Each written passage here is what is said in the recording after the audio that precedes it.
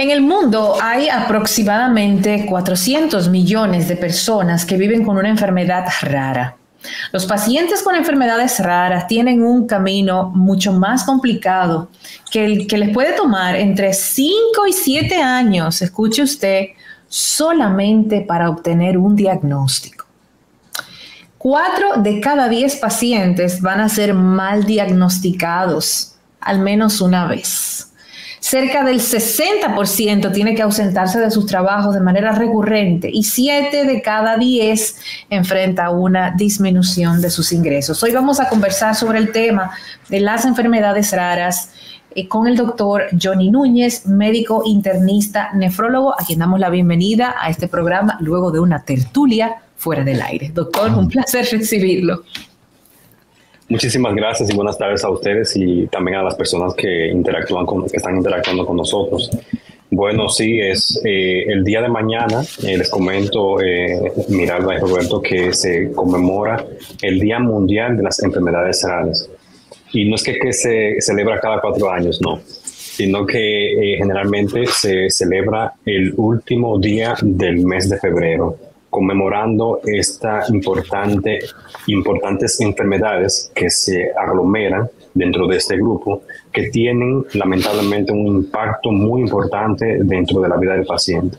Como usted mencionó, son enfermedades que su diagnóstico es muy corto, su estadística también es muy poca y por ende, como son enfermedades que no son tan comunes como una hipertensión arterial, como una diabetes mellitus, como algunas enfermedades a nivel renal o a nivel del corazón, son enfermedades que tardan un tiempo en poder diagnosticarse. Y en esa cronología, en ese tiempo que el paciente padece la enfermedad, pues la misma sigue evolucionando.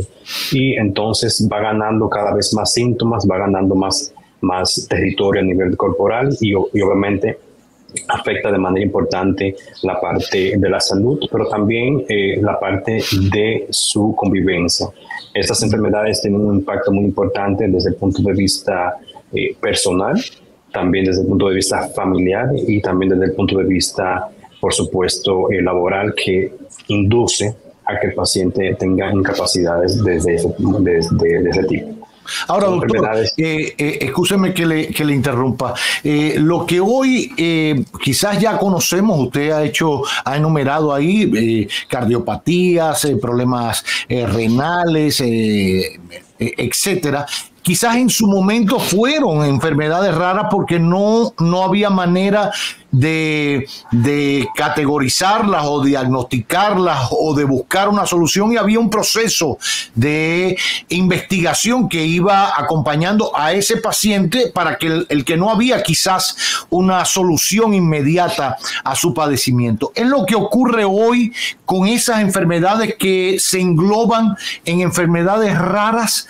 ¿Qué características tienen quizás en común o no esas enfermedades raras? ¿Cómo una persona puede decir, y tenga cuidado porque yo soy hipocondriaco y ya puedo tener una enfermedad rara, ¿cómo puedo identificar que tengo una enfermedad rara? ¿Quién me lo dice? Los médicos están preparados en cualquiera de sus especialidades para determinar, mira, esto no es un problema del riñón o esto no es un problema de la vesícula, lo tuyo no sabemos, esta es la metodología para acompañarte en este padecimiento hasta que haya una solución. ¿Es así? Sí, totalmente de acuerdo con lo que usted mencionó, Cavada, de que, por ejemplo, esas enfermedades que tenemos actualmente y que hay bastantes estadísticas, como las enfermedades cardiológicas, nefrológicas, neurológicas, empezaron desde cero, empezaron desde pañales, como uno dice, y actualmente con las estadísticas y también con la data que existe, pues hay un mejor entendimiento de esas enfermedades, que quizás, y me atrevo a decir, no quizás, van a pasar con esas enfermedades raras en el tiempo a través del mismo. Generalmente estas enfermedades raras tienen un componente que suelen ser genéticas, es decir, son enfermedades que son de transmisión desde alteraciones del genoma, alteraciones de la genética. El paciente puede nacer con ellas, hay otros pacientes que pueden adquirirlo a través del tiempo, pero lo peculiar y lo común es que estas son enfermedades que tienen un trastorno genético Y obviamente la genética tiene un estudio y tiene un entendimiento un poquito más lento, ya que son estudios muy experimentados que se deben de realizar para poder llegar al mismo. La sintomatología, le menciono que puede simular otras enfermedades. Por ende, porque el paciente puede sentir incluso debilidad general, puede sentir náuseas, puede sentir alguna afectación, que son síntomas comunes. Pero obviamente, haciendo el diagnóstico y recurriendo, entonces, descartando otras enfermedades que pudieran tener la misma sintomatología y agregarle el estudio genético, pues es donde da la luz para estas enfermedades. ¿Cuáles son las más comunes y por qué son tan difíciles de diagnosticar? Desde el punto de vista de nefrología, nosotros tenemos enfermedades como son la hemoglobinuria paroxística y también el síndrome hemolítico urémico atípico, que son enfermedades, como su nombre indica, son enfermedades poco comunes. Son tan difíciles de diagnosticar porque el paciente puede tardar un tiempo muy prudente, además de que la disponibilidad de ciertos métodos diagnósticos, por ejemplo, en países como nosotros, que los recursos están en ocasiones un poco limitados, pues impide el diagnóstico a tiempo, por así decirlo, de esas enfermedades. En muchas ocasiones se tienen que mandar pruebas, por ejemplo, fuera del país para poder detectar la alteración genética que hay de alguna proteína, de alguna enzima. Y obviamente eso tiene una participación tanto de disponibilidad como de costo, que eso puede influenciar en el enlentecimiento del diagnóstico de las enfermedades raras. Ya, dígame algo. ¿Existe una edad para usted debutar con una enfermedad rara? Puede existir. Muchas de las enfermedades raras son genéticas. Y cuando uno habla de genética, pues la presentación de esas enfermedades suelen serlo en la edad de pequeño, de infante.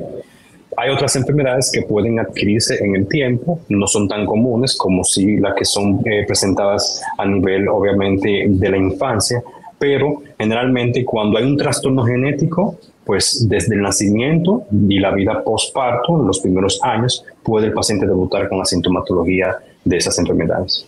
Ya, le pregunto, excúsame, sí, para precisar, porque tenemos una amiga conocida en común, joven por demás, joven madre, 2 hijos, nunca con nada anormal, estando en un parque de diversiones un día, se siente mal, comienzan a fallarle los riñones, aumenta de peso, pero le estoy hablando en 24, 48 horas, que se puso obesa por la retención de líquido, sí. Que era casi imposible volarla de donde estaba a la República Dominicana. Nunca, y estamos hablando de una persona joven y que debutó cuando ya tenía 30 años o algo por el estilo. Pueden darse casos así, independientemente de lo hereditario o lo genético que pueden tener estas enfermedades raras.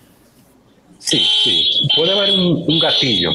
Un gatillo puede ser, por ejemplo, algún proceso infeccioso, porque a veces en estas enfermedades tu sistema está defectuoso, está débil, pero cuando hay un proceso que se agrega, ya sea infeccioso, se activa y ahí es que donde se desencadenan las diferentes sintomatologías relacionadas a esas enfermedades, como el caso que pasó con su conocida, que seguramente pudo ver ese gatillo donde prendió entonces el sistema inmunológico y comenzó entonces a tener esas alteraciones tanto en el aspecto físico como obviamente en la parte interna de la falla de los riñones y otros órganos.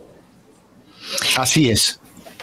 ¿Cómo se da cuenta un paciente cuando entra en eso? O sea, ¿cómo uno se da cuenta de que, lo mío es una enfermedad rara? Tiene que agotarse un proceso previo antes de no encontrarse diagnóstico. Como decíamos al principio, hay 4 de cada 10 pacientes que van a ser mal diagnosticados al menos una vez. ¿Cómo uno se da cuenta de que lo que uno tiene es una enfermedad rara? La interacción médico-paciente es esencial en el diagnóstico y en la cronología y la evolución de esas enfermedades. Por ende, siempre llevamos a mano y siempre son muy explícitos a la hora de conversar con los pacientes en relación con algunas enfermedades que no son tan comunes, como la que le mencioné ahorita, el síndrome hemolítico urémico atípico o la hemoglobinuria paroxística. Y obviamente, diagnosticar esas enfermedades, uno le da ese catálogo por la ciencia y por las guías internacionales que lo definen como tal. Entonces, una buena conversación con el paciente es primordial para que él pueda entender lo que está padeciendo y obviamente va a ser un mejor desenvolvimiento cuando el paciente entiende de sus enfermedades.